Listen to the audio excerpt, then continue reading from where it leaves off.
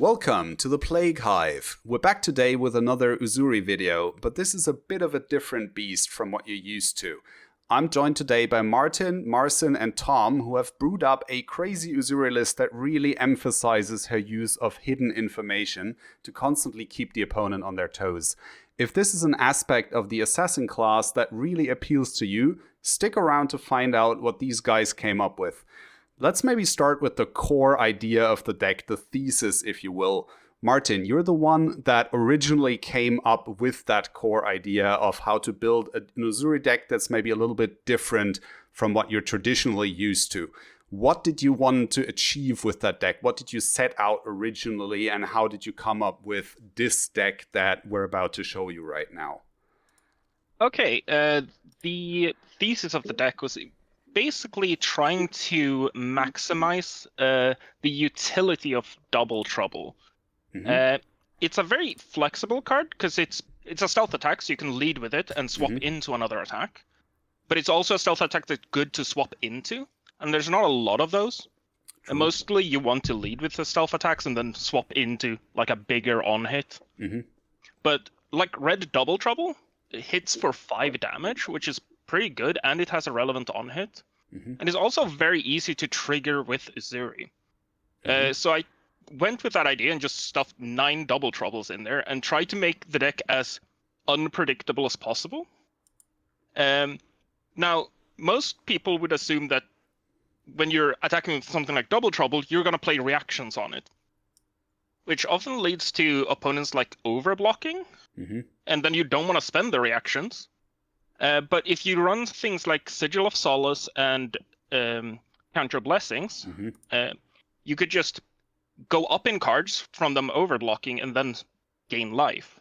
And it ended up being very interesting in early testing, where the deck was very unpredictable. Even like halfway through the games, when the game plan was revealed, it was still very hard for opponents to figure out how to block, because it was basically equal chance of you playing a life gain item, swapping into an attack, or just playing reactions on the stealth attack you were leading with. And that was kind of the idea of the deck, and it also kind of worked out. Now, this list is obviously very unrefined. I have 3 of copies of a bunch of cards just to test them out. But the core of the idea was the Double Troubles and the Counter Blessings to sort of outlast your opponent, but also have like a good amount of punch in the stealth attacks themselves. Even the yellow Double Trouble hits for a breakpoint of 4. Yeah. And the blue Double Trouble hits just as hard as like an Infect, which is usually considered a quite like high damage blue stealth, especially in like new. It's often run in the blue slot just to have more damage in your blues. Yep. And Double Trouble sort of does the same as long as you can keep the reactions. And one of the good parts with Uzuri is that you always have one reaction. Because you can always react into Double Trouble, and then you just need one more. And that's why I put Vambrace of Determination into the main board to always have that react. It also fits the cost curve of Dagger and the cost curve of Counter Blessings, which is very interesting because you can attack with double Trouble, swap into another Double Trouble, pay for Vambrace and Counter Blessings, which is kind of interesting because you turned on the Double Trouble, you played a Counter Blessings. The actual effect of Vambrace is probably not relevant, but it gets you that second reaction. And it also helps, and the same things work with Bonds of Agony, which is a more popular include in Assassin these days, where you need to get to 3 reacts, and Uzuri gets you 1 for free, you have Vambrace, and then you have both Mask of Perdition and Black Tech Whispers as a one-time effect. This deck is probably not buying them back at any point, because getting 2 silvers with the low amount of contracts is kind of rare. You have Leave No Witness and you have Surgical Extraction, so you can get there, but at most you're probably buying back 1 item a game, and even that's not very common. Otherwise, it just runs kind of good on hits and D-reacts, and some amount of reactions. As will show with the updated list, a lot of the rest of the deck is going to change. Right. But that was kind of the core of the original idea. And early testing, it worked really well. I played mostly against Guardians, and I could reliably fatigue out Jarl decks, which are very unrefined, but still. And it could also do surprisingly much damage, just having that extra punch in the Double Troubles, and just Uzuri outputting more damage than new, which I'm more familiar with. Yeah. Was kind of impressive, actually. You could win, maybe not damage race might be the wrong term, but you could trade damage more effectively than I'm used to, just running stealth attacks that hit for 1, like I do in new. Yeah, because you have like the red cards instead of, just relying on blues to kind of get you over the top. And then the only way to make your cards actually connect for like on rate, basically, right, is just a nick. And then anything else basically just doesn't punch as hard as you could. So I like the core idea of just going, all right, I'm going to attack from like 2 different angles, right, at the same time. So, and maybe the name of the card Double Trouble is really kind of like what that, sort of refers to, because the card deals a lot of damage for like a 0 cost, right? But it also attacks your deck. So you're always attacking the opponent from 2 separate angles. You're dealing damage to them, you're threatening their life total, but you're also threatening their deck. And you can kind of pivot on the spot depending on how the game develops, if you want to play towards the damage angle more or the fatigue angle more. And the deck can do both things equally. What I also like about the idea is because you could build a similar deck in new, and it wouldn't be necessarily very hard. She has a lot of good attack reactions, but I think the problem you end up, if you try to build a deck that centers around Double Trouble in new, you start getting hands that are reaction flooded, right? Because of the fact that Uzuri has one of the 2 reactions you need for Double Trouble inbuilt into the card, you can basically treat any other stealth card as one of your attack reactions. Because you can always just go like, okay, I'm going to go like Prognosis into Double Trouble, Isolate into Double Trouble, whatever. Any stealth card in your hand is a reaction for Double Trouble. And with new, you would have to replace those extra stealth cards to some extent with extra reaction cards, which then increases your chance of drawing what we call Runeblade hands, where you just have a hand that is like all attack reactions and it's just completely non-functional, and you have to swing dagger and pass the turn, and it's just kind of sad. So I like the idea that just playing Uzuri basically eliminates that problem from ever happening, or like not completely eliminates it, but it makes it less likely to happen that you draw these hands that are just kind of completely non-functional. So yeah, maybe we switch over to what the list has basically turned into, because like you said, this is a very early draft of this, right? This is what you initially came up with. We got a bunch of cards here, like 2 copies of Pummel, Ravenous Rabble, generally a relatively low blue count of 15, which is like kind of standard for traditional Uzuri lists. Then we got Already Dead, which is just a good value, high rate assassin attack, stuff like that. And then obviously you got some of the classic Uzuri staples like Command and Conquer, Shakedown. You got Death Touch, Fate Foreseen, stuff like that. So Codex of Frailty, obviously. So this is like standard stuff. That's something what I would expect anybody to just put in their Uzuri list as kind of like the core.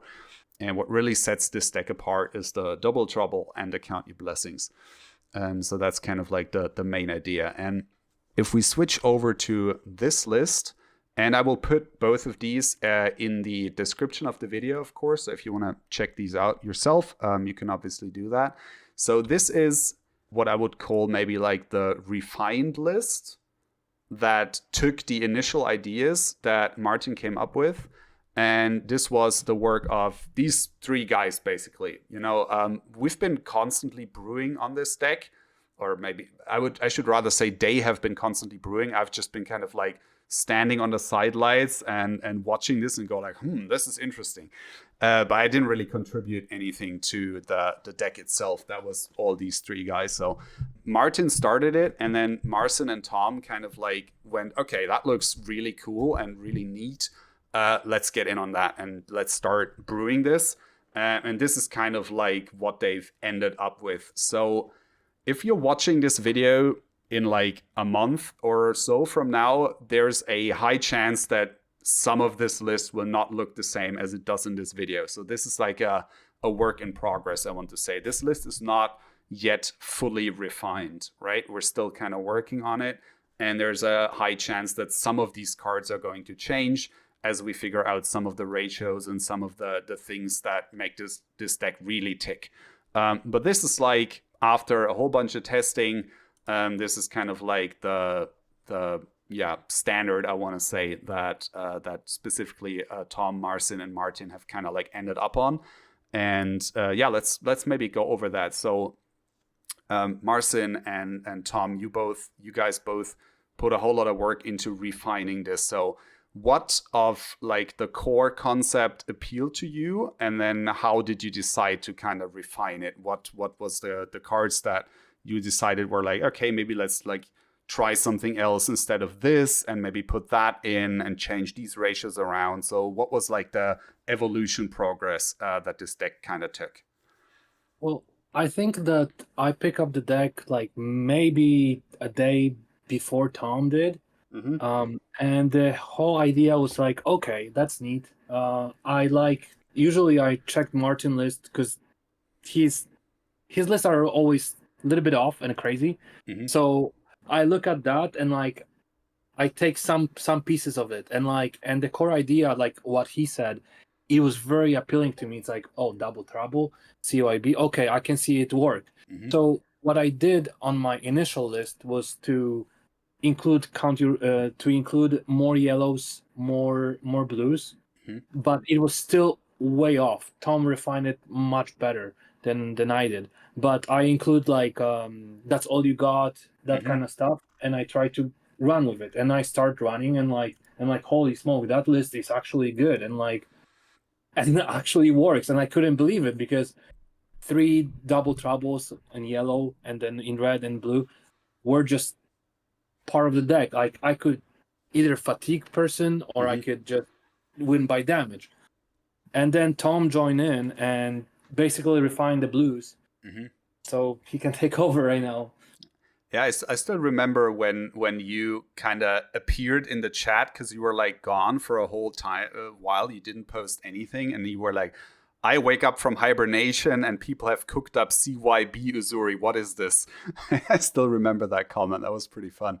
And then I guess you immediately just started like brewing with it and trying to get in on that stuff.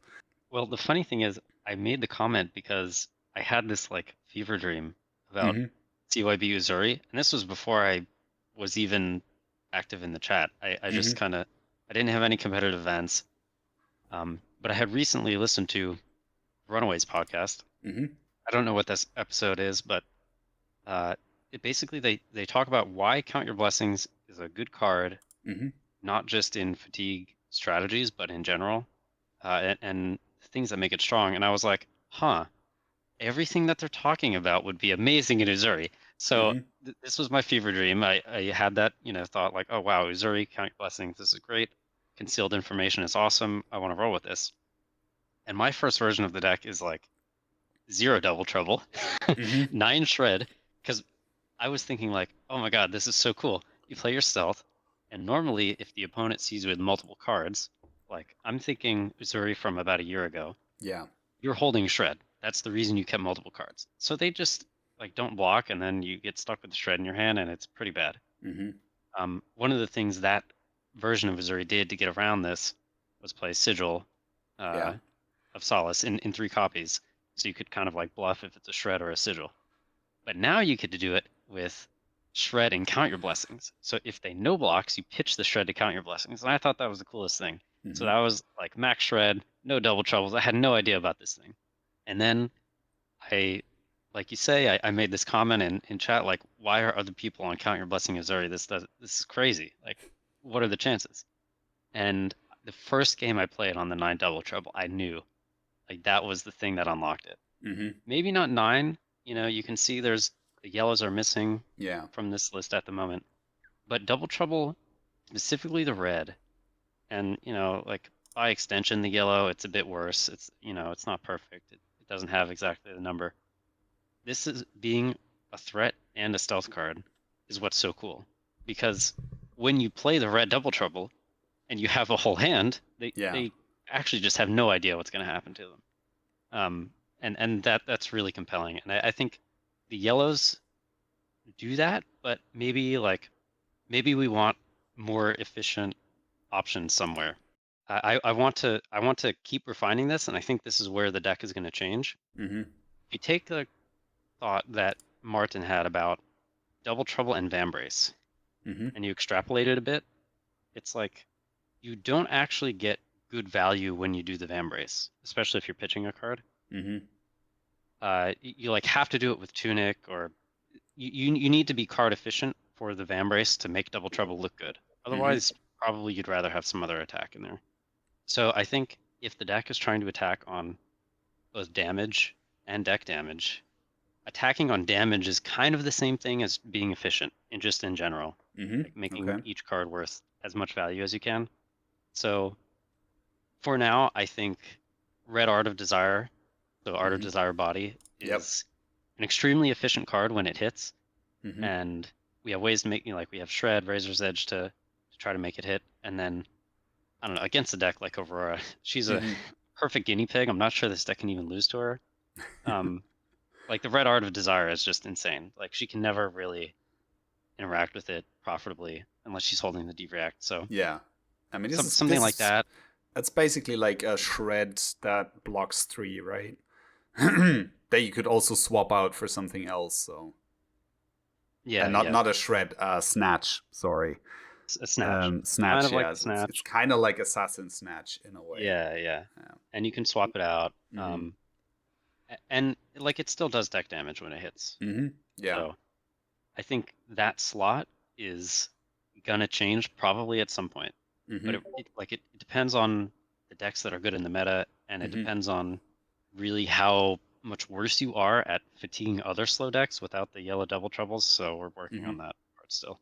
Right. Okay. Yeah. That's subject to change, but I mean that's always like, if you look at an assassin deck, right, from any given point in time, it is always a representation of what was good in that specific meta. Like, I think if you look at an assassin deck and somebody tells you, yeah, this assassin deck is from like, I don't know, October 2023, you can kind of tell which decks were good in October 2023 just by looking at what cards the assassin player was including in their deck. Because that's kind of how the class works, is like you sort of have to be reactive in deck building and adapt to the meta that you're facing. And I think actually this kind of deck, like the Double Trouble, Count Your Blessings Uzuri deck, is maybe the assassin deck that does that the least. Like if you look at other assassin lists that are currently being played, whether it's like Uzuri or New, you see a ton of like specific hate cards, right? You see stuff like Weakest Link, Erase Phase, right? Sometimes some of the traps like Frailty Trap, Inertia Trap, that all you got, stuff like that. And these cards are not included because they're inherently good in Assassin. They're included because they're like hate pieces. They're tech cards against certain decks that are expected to be good in whatever meta you're preparing for, right? And this deck doesn't really run any of those cards. Like there's no Weakest Link in here.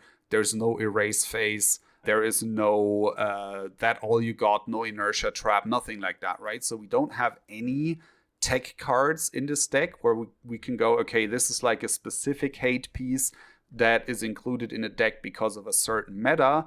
Rather, all of the cards are included in the deck because they work in conjunction with the primary game plan, right? Which is like, okay, hiding info from the opponent, essentially. And then just attacking them from multiple angles. That's kind of like what this deck is all about. Also, of course, the fact that you're running 6 copies of Count Your Blessings just inherently leaves you with less sideboard space than you normally would have. That's like an inherent downside of what the deck does, right? Yeah, and if you think about there's a few kind of levers that you pull on when you're building Uzuri, and if you think about just the reds that would be there if we wanted the like, generic disruption, so race face weakest link, they would go in. It's kind of like a slot that deals damage. That's where it would go. So this deck instead leans on a different lever, which is I want you to not know what's happening with my stealth card. And Razor's Edge is pretty nice at that because it like turns on the Double Trouble reactions. It the on hit from Double Trouble is progressing the game plan. It's not like, oh, you didn't get the weakest link on hit or threat of it, I guess. Yeah. So you would think you're losing something, but actually the on hit for Double Trouble is still good. Same with Art of Desire. Same with any of the blue stuff that banished from the deck. It's still progressing the game plan of damage and deck damage at the same time. And this is like, I don't know, if you look at Uzuri decks in the past, they max out at about 18 stealth cards. Yeah. This one's on 24, which really does tell you they're meant to be threats too, not just the swap targets or a swap enabler. Swap enabler, yeah. But that's kind of also like that's what I said earlier, right? It's like you can sort of look at every stealth card in this deck as a reaction, basically, that you can use to enable Double Trouble, use to enable Bonds of Agony, right? Where you don't need to run as many actual attack reaction cards, right? Which are clunky sometimes. Like Assassin has attack reactions, but most of them are sort of clunky because they tend to be conditional, right? Like Razor's Edge only works on stealth attacks. Shred only works on attacks that the opponent blocked, stuff like that, right? So we currently do not have, at least in Uzuri, an attack reaction that just flat out works on any assassin attack except for Concealed Blade. And it's one of the weaker ones because it just gives you +1. So just in terms of damage, it's not very good.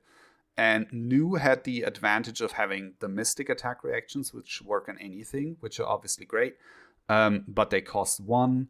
And then New kind of had this problem, and I've never been a big fan of Double Trouble in New, because I always felt like the issue with Double Trouble in New is you're either building the deck to be disruptive, like immediately disruptive, and then Double Trouble doesn't do that, or you're building the deck as a fatigue deck, and Double Trouble does do that, but it requires you to hold large hands in order to do that, right?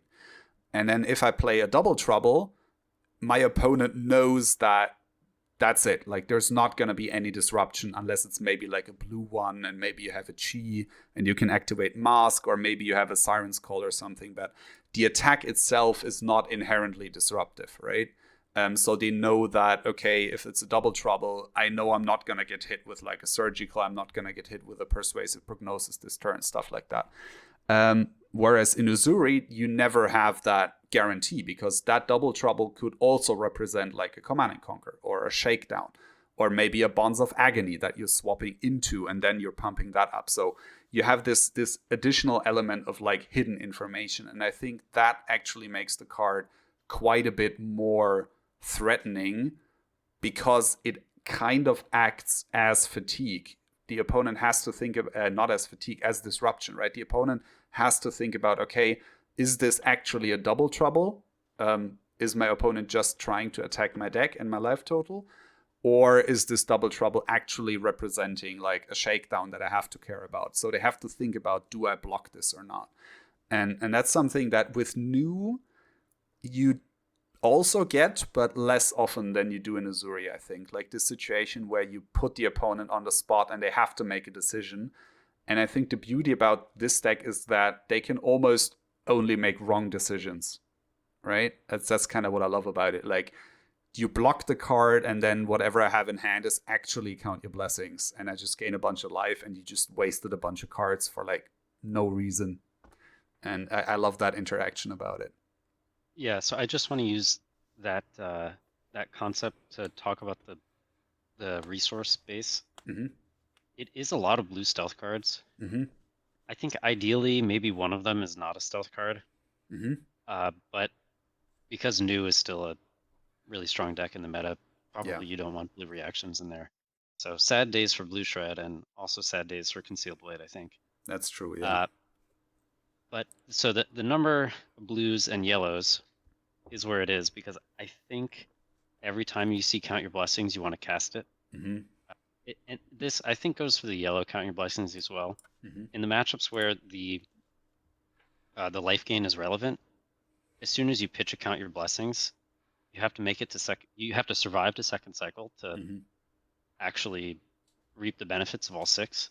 Mm-hmm. At which point you might be dead. So that's pretty relevant for aggro decks. So basically like Brute and Runeblade at the moment. Mm-hmm. Also relevant against, like, I guess Ira, because she has so much split damage. Pretty relevant against Basilio because he's trying to burn you from your full life total. Mm-hmm. If you can cast every Count Your Blessings you see, you gain huge win rate in these matchups that Uzuri, any build of Uzuri prior to this, would just kind of fold. Mm-hmm. So that's one of the really interesting things about the card is she gets these bad matchups become actually quite good. Mm-hmm. And anyway, so you want to have enough resources to cast CYB every time you see it, and that's why the number is where it is. And some of the sideboard cards look a little funky, like the 2 sneak attack in there. Yeah. One of the benefits of having as many blues is you can fight Enigma just by attacking with daggers twice a turn. Mm-hmm. And so this just happens to be something I want to try, where in addition to being another blue for daggers against Enigma, it happens to hit for 5 if it comes to that, especially late game. So against Enigma and even like newer Viserai, where you can kind of you can play this without getting punished as much. It's kind of more damage in the deck. So that's another knock-on effect of having so many blues in the first place. Is you get to have a different matchup into Enigma just by having the blues. So that explains these as well on the side. Mm-hmm. Okay, makes sense. Yeah. So, and then there's like, I think most of these cards are kind of like self-explanatory if you look at them, because we just explained what the core idea of the deck is about, right? So most of these will make sense in context. Sigil of Solace, I think if blue Count Your Blessings was still a legal card, this would probably be blue Count Your Blessings. Or do you think that you wouldn't actually play the blues even if you had the option? I think okay. I'm going to ask the others about this as well, because they've messed around with CYB for just a bit longer than I have. But my impression is that the blue Count Your Blessings specifically has to stay in the deck unless you can afford a 9-card sideboard, because you have to take them out against new. You don't have enough resources to play them against Enigma unless you want 30 blues in your deck, but at that point you have no damage. So I'm pretty sure you can't play the blues at all, which is funny because, that we started on the deck after the blue was already banned. Yeah. So what do you guys think? I don't think that deck would exist with blue Count Your Blessing though, because like as you said, it's 9 copies of it, and Uzuri always had problem like including tech cards. What is really like interesting about the having just Sigil of Solace and Count Your Blessing, you can just arsenal it quite easily. With blue Count Your Blessing, like we talked a little bit about it, and I don't think like it will not fire off as well as it does right now, which is weird because like it's 54 life to 30. It's just weird. I don't know like how it will work out, but probably it would stay still the same. But running 6 Count of Blessing compared to 9, it just, when you could run 9, that would be stupid too. I think it's kind of like it's a weird spot because I feel like the decks where 9 Count Your Blessings really shines are decks that can be like very defensive and kind of like just stretch out the game, right? And Uzuri can do that, but I think at that point you end up with something that's a little higher variance than you maybe want it to be. because then the order in which you see your Count Your Blessings starts to be very, very relevant. Because if the first Count Your Blessings you play out is a blue, you're losing like a lot of tempo. You have to keep like 2 extra cards to make that play, and then you gain like 1 life from it, which just feels awful, right? And if the first one you play is like a red, obviously that's ideal. And if it's a yellow, it's like, okay, it's not perfect, but I'll take it, right? It's not the end of the day. It's fine because I know I can make up for like the lost life later down the line. And I think the fact that this deck just doesn't play the blues because it can't sort of automatically plays around that, right? And the sigils are just, like you said, they're just awesome arsenal cards. Like Sigil of Solace was played in Uzuri way back when. Like this was basically even in like the earliest kind of Uzuri builds, we played Sigil of Solace because it's just a great card to bluff with, right? Like you said, you play your stealth attack, the opponent blocks for 6 because they expected like a shakedown, or you play your shakedown and they don't block because they think it's a shred and then you can't activate it, and they just get hit for 6. You arsenal the sigil because it wasn't in fact a shred, and then you're just happy, right? I remember like Marcin, you played a game the other day where the opponent attacked you with a CNC twice. I think it was an Ira, and both times you just had Sigil of Solace in Arsenal. And that just feels, when you have a Sigil in Arsenal and the opponent attacks you with a CNC, it's just like, it's the best feeling in the world. So this card is just great, I think, in Uzuri in general. And Count Your Blessings just kind of goes in that same slot where you get to bluff with the extra cards you keep in hand, and they don't actually have to be attack reactions in order to do something. So, and I like that concept of being able to sort of make the opponent guess what exactly it is that you're holding. And Uzuri does that better than any other deck in the game, in my opinion. Also, what this deck does really, really well compared to other Uzuri lists, like it converts entire hands pretty well. Like, and I was really surprised because like beforehand you were running like red line with red rubbles, that kind of stuff to just convert if you have 4 kind of card hand, and because you didn't have to block, or opponent just throw everything to block your attack. Yep. Uzuri had always problems to convert 4 card hands, and with this deck you have so many different options. Every single time it's like, if I keep 4 card hand, I can convert it all the time, basically. Yeah, that definitely feels very, very interesting. I specifically, one thing I remember about Count Your Blessings is like, there was a short interview with Michael Hamilton after Worlds, because he played Count Your Blessings in New, right? And there was a short interview someone did where he talked about hating daggers, and that specifically being his reason for including Count Your Blessings, because he just didn't want to spend 2 resources on swinging a dagger when he could do something that was like a higher value play with them. And Spider's Bite and Count Your Blessings cost the same amount of resources. So that's kind of like what he ended up with, right? Was just, I run Count Your Blessings because I want my 2 resources to be something other than a dagger swing. And I think this deck kind of plays in a similar way to some extent, right? Where if you have a large hand, you can usually do something better with it than go like dagger, play an attack, right? And Count Your Blessings, I think, is like the primary tool that sort of enables that resource outlet, right? I think also that what Runaways podcast said, like Tom said it before, they mentioned that it's Count Your Blessing is not the card that like, oh, it's really good when it's in the deck, because like overall when you look at Count Your Blessings, the intrinsic value is 2.5 per card per resource, which is not really good like for like a card.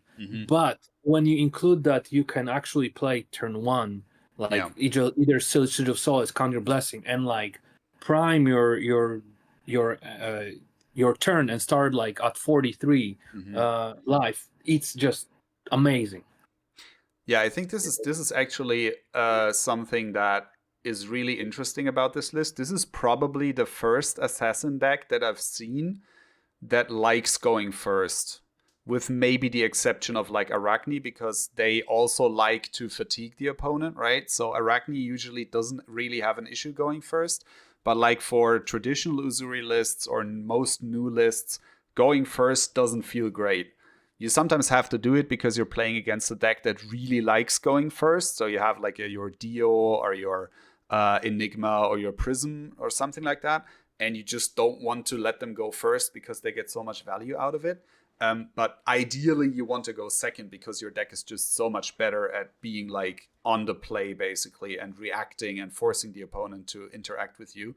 And this deck actually will just happily go first because it runs like Count Your Blessings and Sigils, so there's a decent chance you have something in your opening hand that just gives you some life advantage.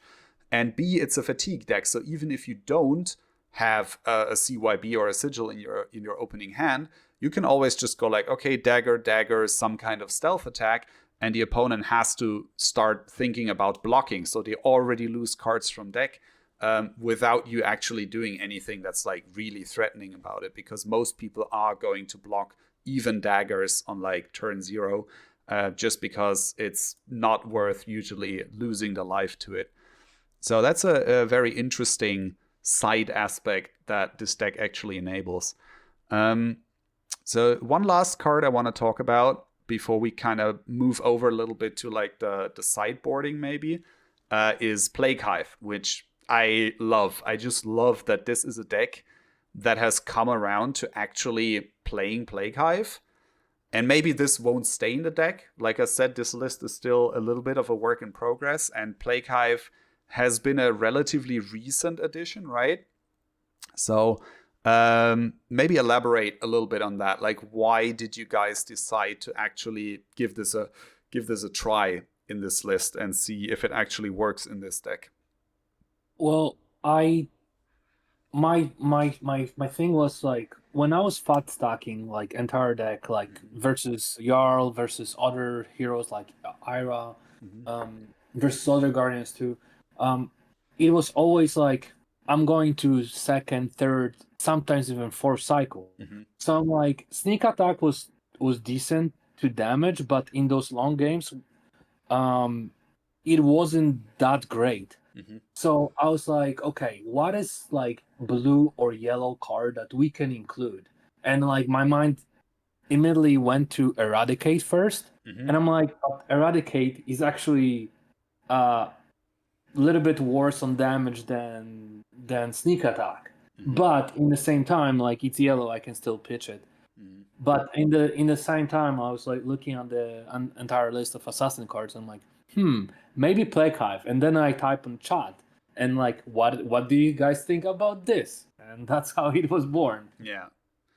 And it makes yeah. Sorry, go ahead. Yeah.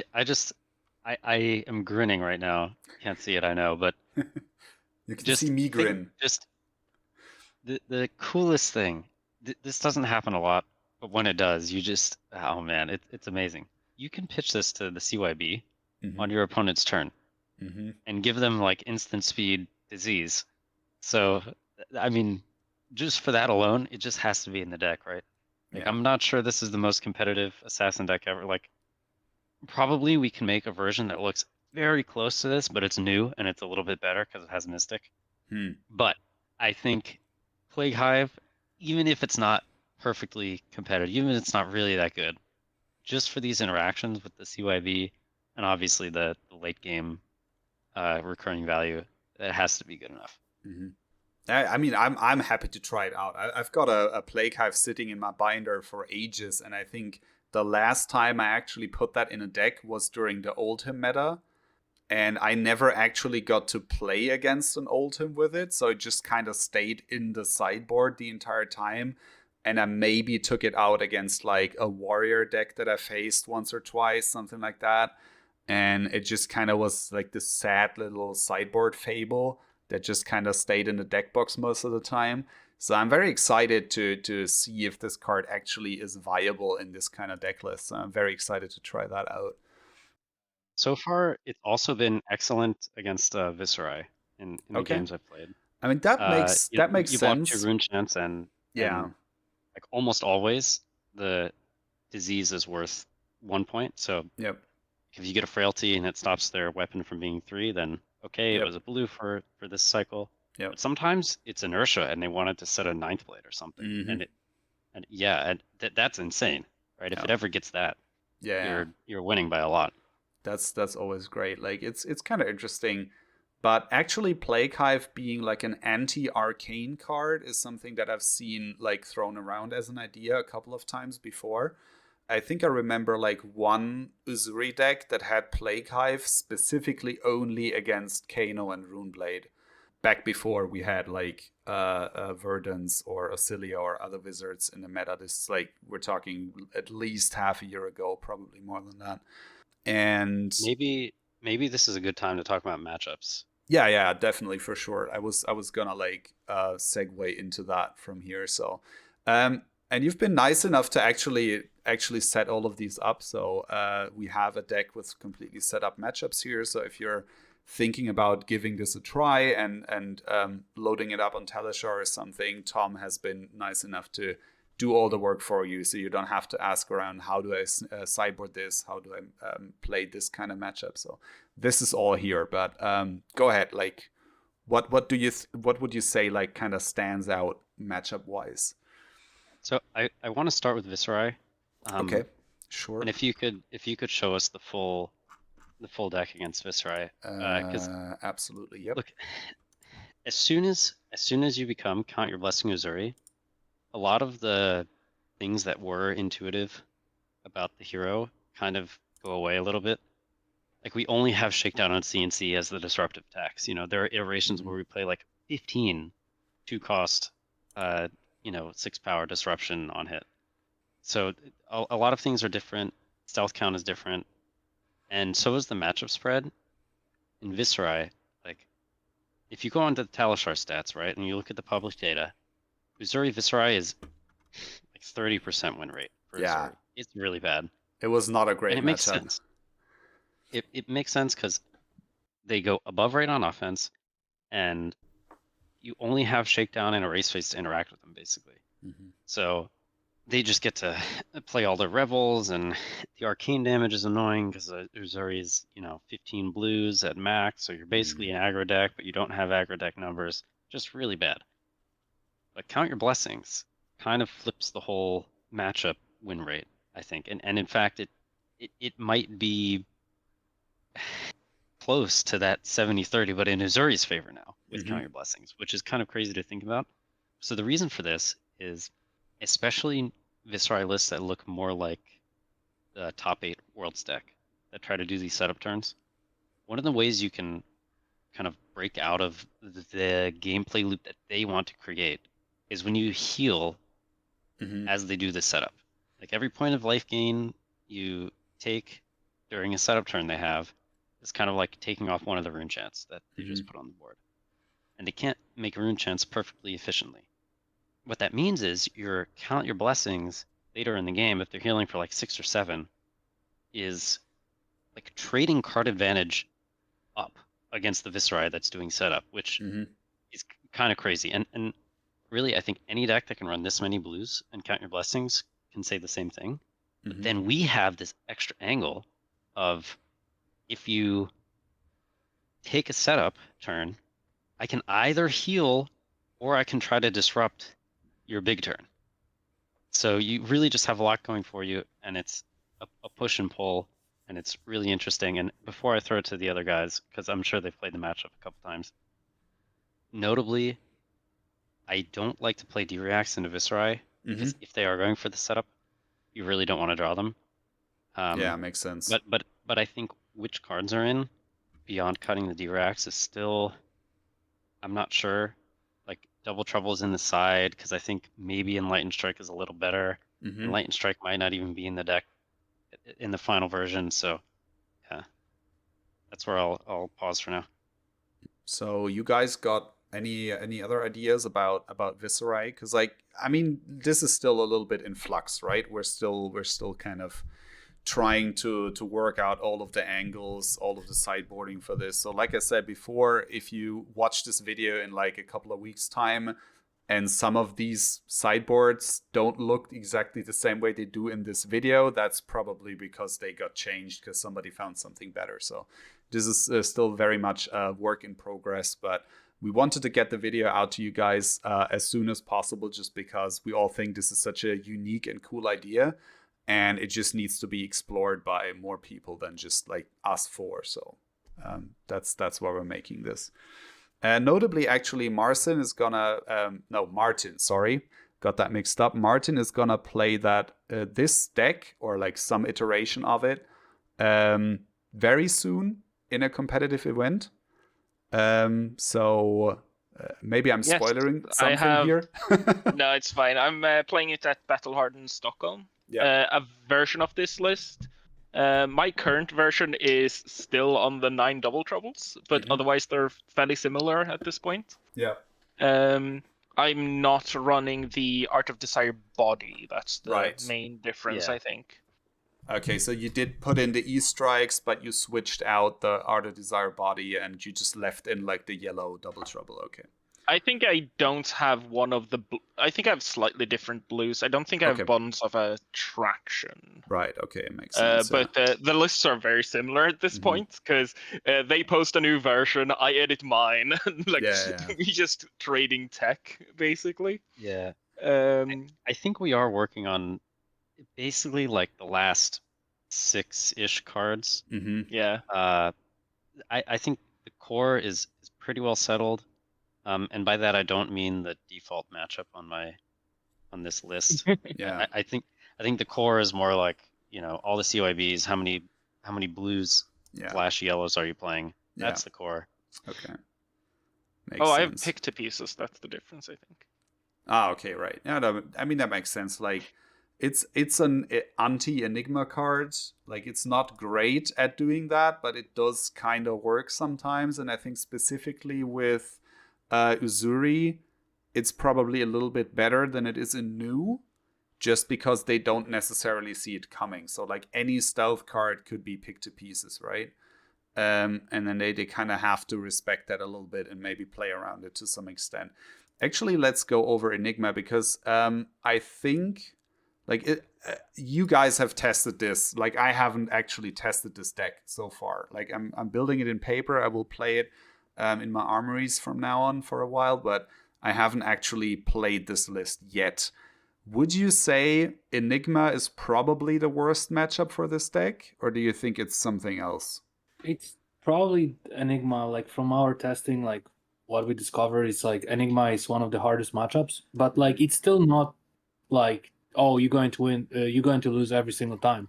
Like beforehand, Uzuri was like had no chance versus Enigma. This list has chance, and only because you play this list kind of like Kashi did. He got second place in calling, and he extrapolated in Purple Discord about it. So you basically do double dagger into attack, and you try to actively block Enigma, and just on the when they do big turn, then you go on offense to just destroy the Aras. Okay, just kind of like clear the board when she has board, and apart from that, kind of try to play it defensively. Okay. Yeah, so there aren't too many Spectra. Like most lists are on just 0 at this point, because Enigma has such a big weakness to Aurora that the 2-block liability is so great. Yeah. The Spectra also not great in the mirror, the Enigma mirror. So a lot of these cards that made in past metas, a lot of these cards that made the new matchup difficult against Enigma are just not in the deck at all.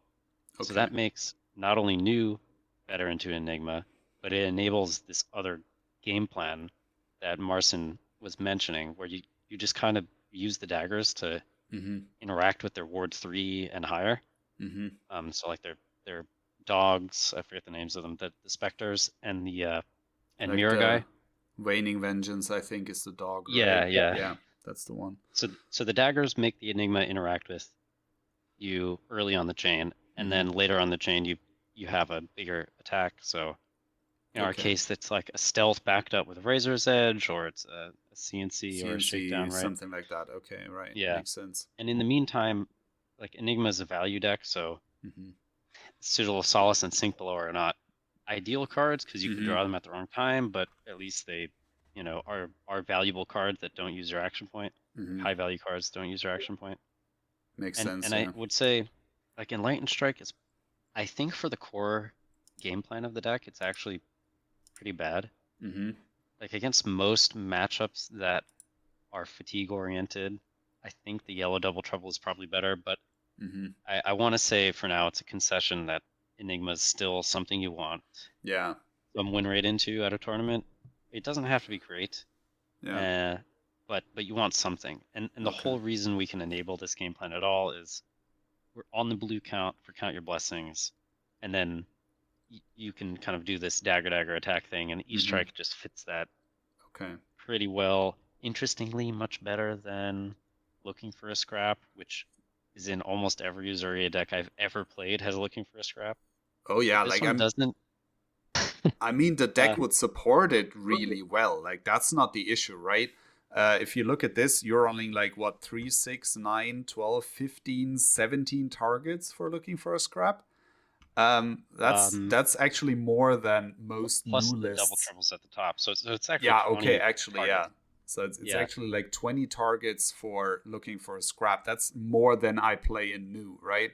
Obviously, Uzuri has a harder time actually getting those to the graveyard because sometimes you just play like a blue isolate and you just swap it out and it ends up on the bottom instead of the graveyard. So you need a slightly higher count of these in Uzuri to make Looking for a Scrap really reliable. But it's definitely a deck that could run Looking for a Scrap without running into issues with like having it, not active when you draw it. Well, you would think. Okay. You would think that that's the case, but specifically against Enigma, right? Daggering twice a turn is so important that you just don't have space to play a blue stealth card. Okay, right. And have it resolve and go to the graveyard. Okay, and you don't block. You don't block stealth very often, so because a lot of the time. Okay. Imagine the only blue stealths in the deck are Bonds of Agony, and sometimes blue Double Trouble. So you're actually supporting Looking for a Scrap on like 6 cards because those are the only ones you truly cast because they are the only ones that actually get up to rate. Okay. To try to pop the ward. I guess Sneak Attack is also in there. So if you're feeling cheeky, maybe you could have 2 scraps in here. Okay, right. And be able to resolve them. Yeah. One thing I'd like to add on E-Strike in this deck is that the E-Strike draw is actually pretty good in this deck as a just 2-card play. It's slightly worse when you have Plague Hive in the list, but unfortunately, otherwise, almost everything is good in Arsenal because unlike new, having a 1-attack stealth card in Arsenal is really nice because you can just swap into something else. So if you don't count Plague Hive, basically every card is good in Arsenal. Sneak Attack is not great, and sometimes the shreds get stuck, but if you have like a good idea of what's left in your deck, just E-Strike draw and like putting a Counter Blessings or just a stealth attack to swap out of later is really nice. I mean, also like you sideboard the shreds and stuff like that, right? So you only run them in the matchups where you don't mind drawing them, obviously. So that makes them better Arsenal targets, because if you're up against like a Jarl or something that really likes to block, you don't mind arsenaling a shred, even if it gets stuck maybe 1 turn or something. They're probably gonna block sooner rather than later, so you will always have a chance of actually playing out that shred. So yeah, but I think that makes a lot of sense, like all of these like talking points. Just for a little more context on Enigma, because I think this will be like a pretty heavily replayed segment if Enigma give folks some trouble. I think current builds of Enigma are about 50-50 into new in terms of win rate. If you build a new deck that's similar to the style I like to play, so it has usually only Traverse as the that's the only Mystic Hat it would like to run. Has Looking for a Scrap and E-Strike. It has some weakest links in it. A lot of these cards that interact pretty favorably with Enigma. Mm-hmm. That deck is actually favored into Enigma now. So the question is, where is Uzuri compared to those?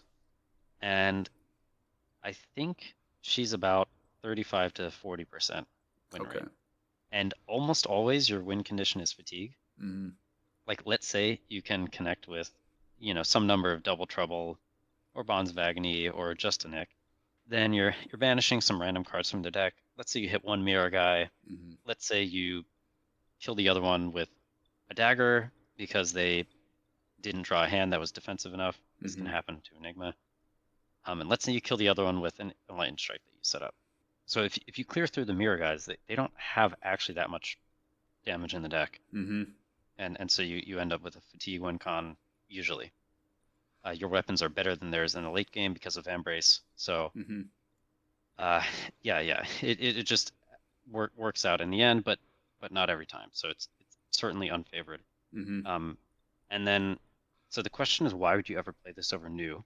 Mm-hmm. And the answer is, if you have not so much Enigma in your meta, or you're expecting a whole lot of everything else, this deck is great. Because I'm not kidding, I don't think you can lose to Aurora, and she's maybe joint most popular, if not the most popular deck at the moment. Certainly, yeah. So generally, like in terms of overall matchup spread, what would you say are this deck's like particular strengths and particular weaknesses? Any deck that doesn't have a lot of D-reacts and are comfortable playing them is going to have a rough time. Because when you present the hidden information question to them, they just have fewer options, so they can't interact favorably. Well, even if they have the options, it's hard, as the guys have mentioned, right? Like, even the deck with a bunch of D-reacts has to kind of pre-commit to how much D-react they want to use on a turn cycle. And you could end up having the healing card instead. Yeah. They get stranded with no damage in their hand. So it really is any deck that plays fair Flesh and Blood, this deck is awesome into that. And then any deck that doesn't, you start to struggle a little bit. So probably... Right, so like Prism, Kano, Enigma. Yeah. Like Kano can probably just kind of pitch stack against this deck and just kind of get there. And then your only out against that, I would assume, is trying to land the Bonds of Agony, right? Where you disrupt their pitch stack for long enough that you actually manage to get the win. And that's a lot harder to do than it is for new, because you just ran way less aggressive cards that you can actually use to sort of race them down to the finish line. I would think not so much about pitch stack Kano as just the full combo aggro deck. Okay, so pitch just stack one, like it doesn't have tomes, so it right. can't actually do a double or triple wildfire. It certainly can't do triple. I think double is still possible if you have a bunch of like epots and stuff, but yeah, I think triple is really hard nowadays. Yeah. So I think in the case that they're pitch stacking, we do have interaction. Like they have to line up their D-react on, like, functionally it's an attack for 8 dominate in reaction step, or if not more, if we're lucky with the Just Nick draw. So like there are ways for us to shuffle their deck and banish cards from it. So I think it's non-zero into pitch stack. But the other deck, right, the one that plays just 9 wait, did they restrict that card? I forget. No, they restricted in Living Legend, right? You mean open the floodgates? Yeah, no, like in CC, play 9 copies, you're good to go. You can play 9. Yeah. Yeah. So this deck, they could just, blast you on a turn you have all red, and there's nothing. Right. Yeah. Okay. So you do run a decent blue count, but you will draw like an all red hand or 2 per game. Yeah, that's true. That being said, the Assassin Spell Void gear is very good. Oh yeah. So if you have local Kanos and you just want to kill them, right? Just swap out one of the other defensive tools for Oasis Respite, and like your win rate's gonna go up pretty significantly. Okay, that makes sense. Because almost certainly they can't stack you. Yeah. And then like Prism is bad. Prism is bad. I just don't know. Like, can you play Count Your Blessings into Prism? Maybe, but her board state is a way better late game tool than CYB. So you're probably cutting them, and then we only have 6 poppers, and it just sounds awful. And we don't have any good poppers because there were only 6s, which is like half the time not even a popper against Prism. So I would imagine like the Prism matchup probably to actually be worse than the Enigma matchup. So maybe Yeah, Prism is actually this deck's worst matchup if we're thinking about it. But I also think so. Prism is pretty rare these days, so not a lot of people are playing her. So if you have a local Prism player and they're good, either you like a challenge and you want to figure out how to beat them with this deck. If you manage to do that consistently, please let me know in the comments.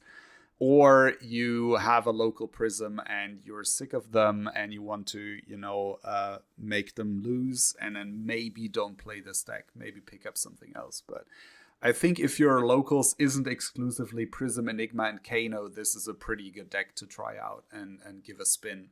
I will say this: the traditional Uzuri deck had an interesting game into Prism pre-ban if they weren't on combo. So probably there's a way to do it now, where your sideboard is actually more traditional Uzuri cards, and that could work. But you have to dedicate to Prism. Usual Uzuri against Prism was actually a pretty interesting matchup. Because you played a lot of poppers, they weren't strong poppers, but you still had a lot of sixes in your deck, right? And you could play a lot of damaging cards. You had a lot of interaction with flick knives and nerf scalpel, or just generally flicking daggers, stuff like that. You could play decently aggressive because you did run stuff like looking for a scrap or maybe even hurls, depending on your local meta. So you can definitely build Uzuri in a way that she has a pretty decent chance against Prism, but I think this specific iteration of the deck isn't that, right? So that's something that you have to be conscious of when you're building this.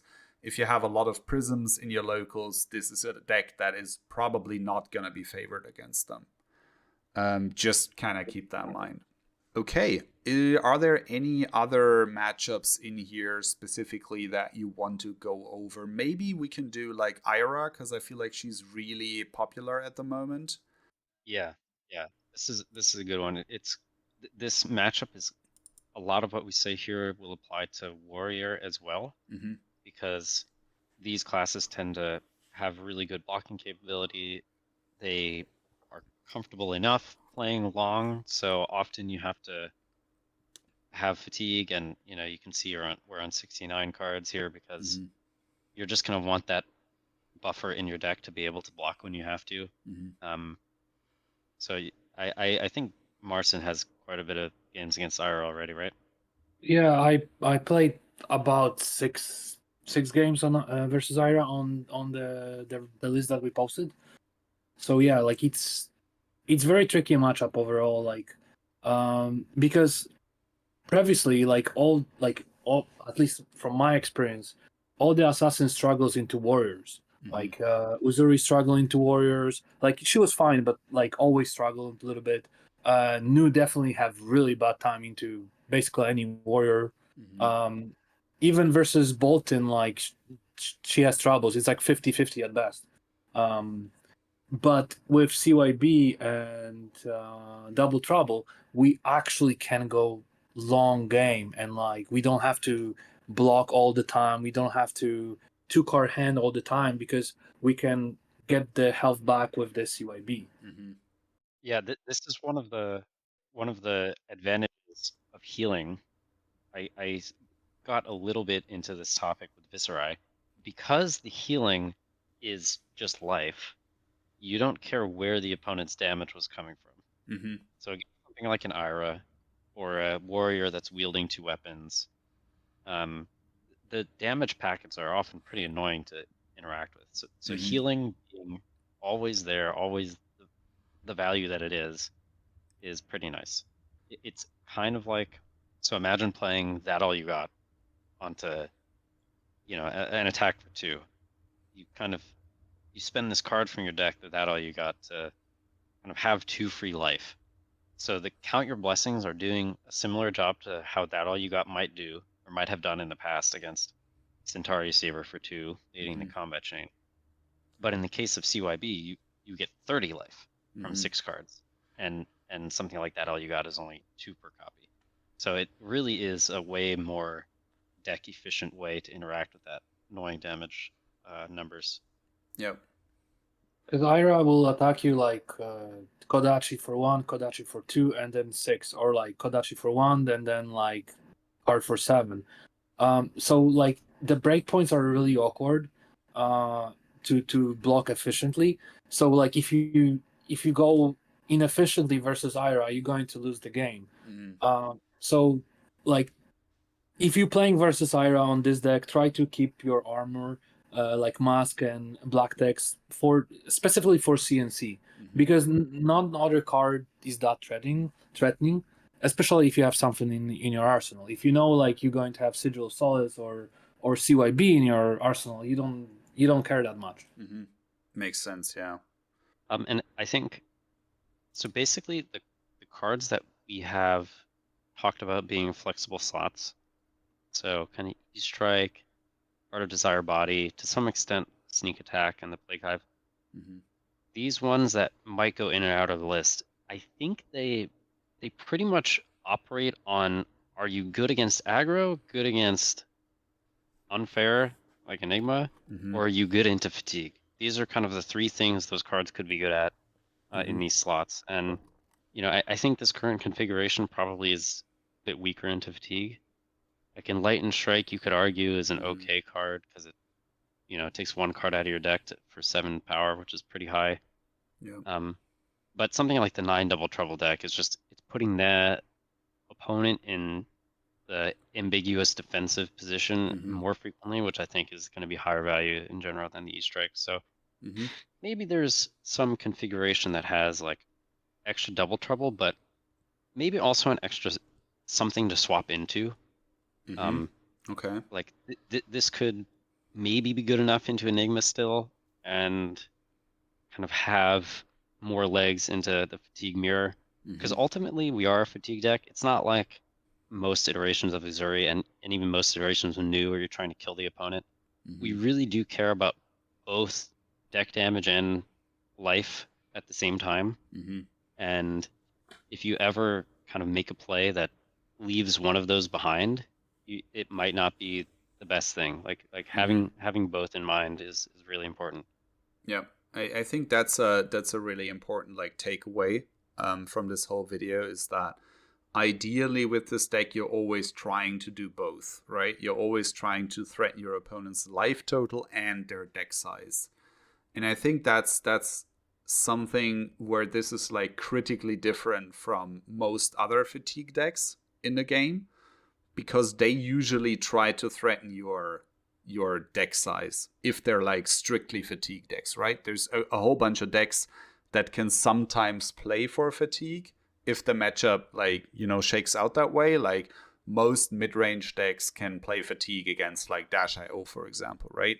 So if you play like a warrior or something, they're gonna go naturally, okay, I can fatigue this deck just by playing defensive, so I'm gonna do that. But they're not necessarily a fatigue deck in the strict sense of the word, that's their primary game plan into most matchups, right? So if we're talking about strictly fatigue decks, what comes to mind to me specifically is like Oldhim and Arachne.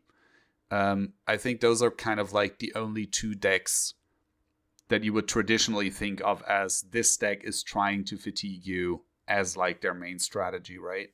And where this deck differs, I think, from these two is that both Oldhim and Arachne were good at attacking your deck, but not necessarily very good at threatening your life total in the process. And this deck is kind of like different to that, because it really can efficiently do both. And then you have the Count Your Blessings as kind of like a backup tool to sort of shore up the matchups where you run into trouble with that strategy, because your opponent threatens your life total better than you can threaten theirs. And that's what Count Your Blessings is for. I would like to bring up a thing with that, with Count Your Blessing. It is also virtual deck damage, because if they have to spend more cards to kill you, Count Your Blessing isn't very efficient in it costs a lot to play the card, and you get like a decent amount of life per card, but it's very like card efficient. Like the last Count Your Blessing, you're only spending one card to gain maybe 8 life. That is very like card efficient. They're probably in second cycle, they're probably having to spend 2 or maybe 3 cards to do 8 damage, and the last Count Your Blessing healed that in 1 card, right? Which is like very efficient on both like if you're just trading damage, the life is very good, but also if you're trading like cards in deck, they're very efficient on that. True. Because your opponent just has to spend more cards. Most classes have some form of weapon, but they're usually not very high damage per turn unless you're putting cards into them. So into a lot of matchups, the counter blessing also helps with the fatigue win con, because when you've milled them down and they're down to just their second cycle blues, the extra life just makes them spend more cards to kill you. Okay. Yeah. Yeah, That's a good point. I need to add as well to the late game fatigue discussion, because we don't have a good weapon. It's not like we run them out of threats and all of a sudden, we have a 1-card 4 every turn the way a Guardian might. Yeah, that's not true. the case. So this is one of the reasons we have to attack their life total at the same time, is when the game gets to the point they have no threats, if their weapon is better than ours, we could still be at threat of fatiguing ourselves, which is not good. Makes sense. There's another part to this, which I can't believe we haven't mentioned it yet, but this is the right time for it. So longtime Uzuri players will know, like, one of the best feelings is when you get the opponent to like sub 5 life, maybe sub 7 if you're on flick knives and some stuff like that, and you present the stealth card, and all of a sudden they have to block 6 on every attack, every stealth you play, which is insane. Like that's card out of deck efficiency in your favor. It's card value efficiency in your favor when they block sticks on, your stupid blue infect. So threatening their life lets us do that like old Uzuri did. And even better, the life gain from Count Your Blessings helps us survive to get in that situation. So you're really, like, we're just leaning super hard on everything Uzuri wants to do by having the CYB.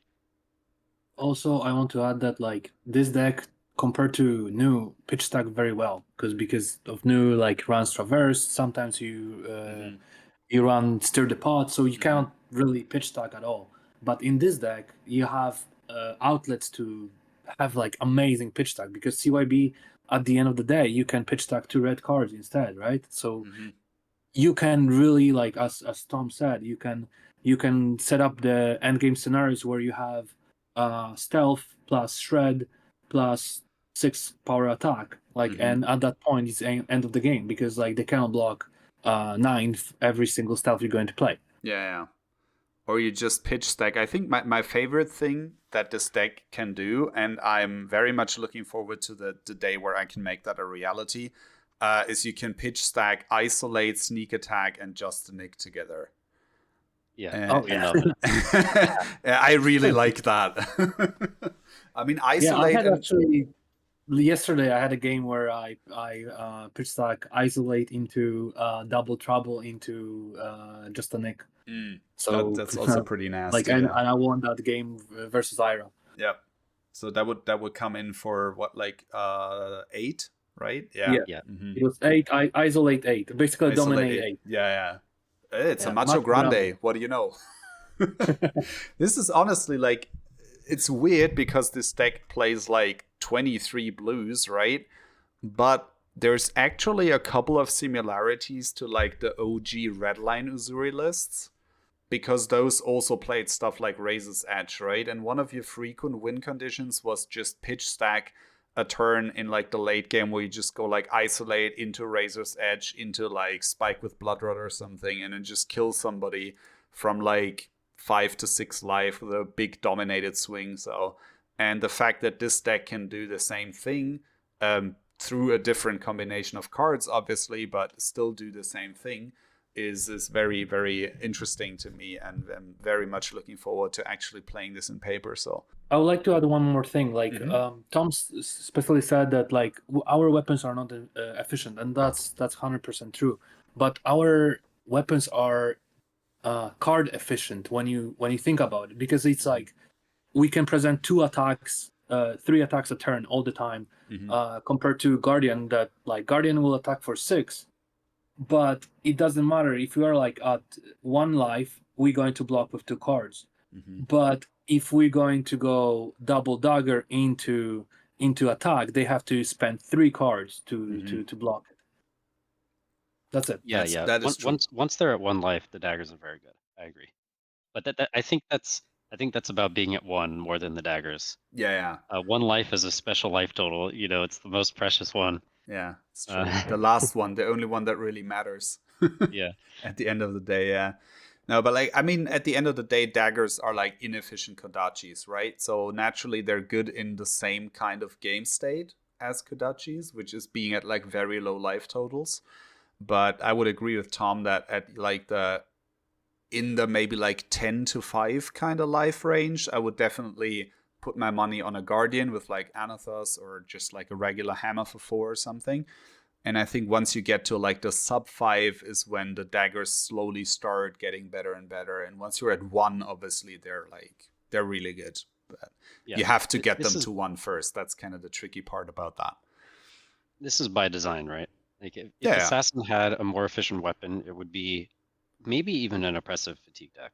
I mean, we can have a slightly more efficient weapon if you have the Silver Generation to support Graven Call. And I'm very curious if this is something that this deck can actually do. Because I think if you manage to consistently enable Graven Call in this version of Uzuri, it's going to be crazy. Yeah. It's very hard to do because you would need more contracts in order to make that work. And contracts are hard to slot into the deck because they don't really... Like, the deck doesn't really support contracts very well, right? That's kind of the downside of it. But I think if you manage to actually get Graven Call into this deck, it would be very, very strong in here. But it's hard to consistently enable it. Yeah, I can talk briefly about the contracts because I did. Yep. I had a diversion. One of the iterations I made had Eradicate in it. I had Cut to the Chase to try to support that. Mm-hmm. And it just turns out that when you try to do something that's more of a hybrid, the 2 parts of the hybrid don't look as good as they might have done if you just kind of commit fully. Mm-hmm. And I think that was at the very least it was disappointing enough to not want to play the contract cards. And it also, I think it was worse. Like, it felt worse to play. Mm-hmm. The outcomes were I think worse. Right. In terms of winning and losing. Yeah. It's actually one of the things that I think is a little frustrating about Heart the Misfailed, the set. I think new getting access to these unconditional attack reacts, like any assassin card, definitely it's what the class. I hesitate to say needed, so like it's not definitely. It's maybe something the class needed, but it kind of takes away a little bit of this tension in deck building. Yeah. Like, if New wants, she can just play Eradicate. Like, Yep. whatever. She has 6 reacts that target it Yep. unconditionally. She's fine. It does kind of feel like both Uzuri and especially Arachne would be super happy to be able to play stuff like Intimate Inducement, Hiss, Venomous Bite, And I think that's the real strength of New is access to the Mystic talent pool. Like, her hero ability is, I don't want to say like pointless in a lot of matchups because it's definitely not the case, but there are definitely a lot of matchups where her hero ability doesn't do a whole lot, right? Where it's basically reduced to, maybe you get some extra life from a card like Persuasive Prognosis because you banish their blocking cards. But they don't really play any blues that you want to interact with, so the second part of your hero ability just kind of does nothing, right? And the way that New makes up for that is by having access to the crazy good Mystic talent pool, right? That's kind of like her hidden hero ability, I want to say. So that's also another part where I'm really interested in this deck because it enables you to play with a hero that has an actual hero ability that you're gonna activate in a lot of turn cycles, right? So yeah, if you're looking forward, if maybe like me, you've played a whole bunch of New and you kind of look back on Uzuri and you're like, hey, this was a really cool hero to play.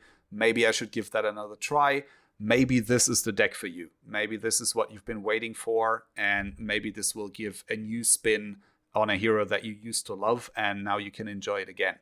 And it's all thanks to these guys. So yeah, I think this is a good point to end the video here. We are going to record a gameplay video with this deck as well, but because of like time constraints, we decided to not put it in this video. So we're going to record that later, and I'm going to put a link to the gameplay video with this iteration of the deck in the description of the video. So if you want to check it out, how the deck actually plays in practice, definitely go check that other video out.